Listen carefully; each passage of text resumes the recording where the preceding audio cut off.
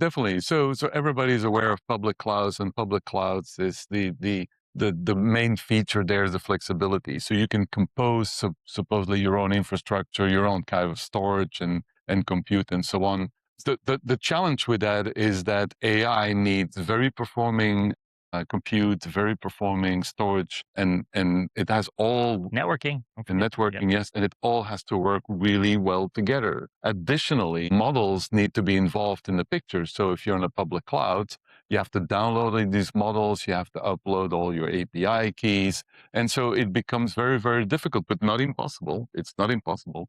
What the neo clouds are doing is they delivering you a platform where you have access to the models, where you have access to an AI framework with compute, storage, and network all built in. And you can also define what kind of AI you're doing. Is it training? Is it inference? And so it's almost like your time to market or time to development or time to deployment, if you wish, is very, very small with the neo clouds.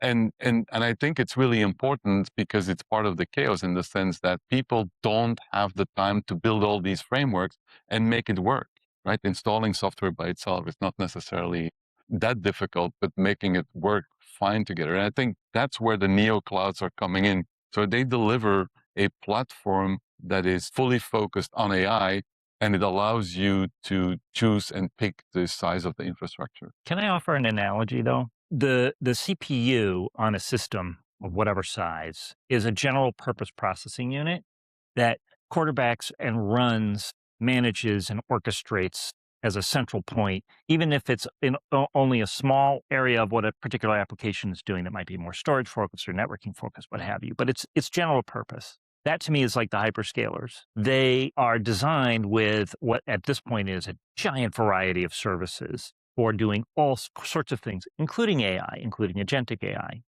Meanwhile, you have specialty processors, typically the GPU, but it's not the only one and then there's even a whole category called application-specific integrated circuits, ASICs, and those are particular. They can do fewer things, but they do them very, very well, and some of them are tuned particularly for AI as it happens. That to me is the NeoCloud corollary. Tuned, created, managed, specifically for all the different AI usages and really exist as a corollary to the general application estate that an enterprise has. Does that make sense? Well, I'm glad you bring that up because like the devil's advocate in me wants to say, hold on, everything you're describing is literally the business model of Amazon and Google and others. Like they abstract the hardware, they provide frameworks, they provide flat platforms, they actually go much, much higher. So why do we need neoclouds when we have Amazon?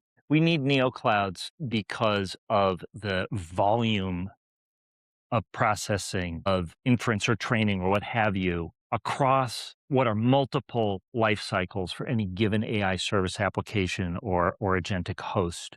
And those have to be done usually within a really specific power envelope for the region. I don't mean for a particular rack, for the region. This is a build out that really has just begun and needs to be concentrated on. I'm trying to put this in really general business or societal terms, not specific to technology. And so that focus is really helpful for that build out.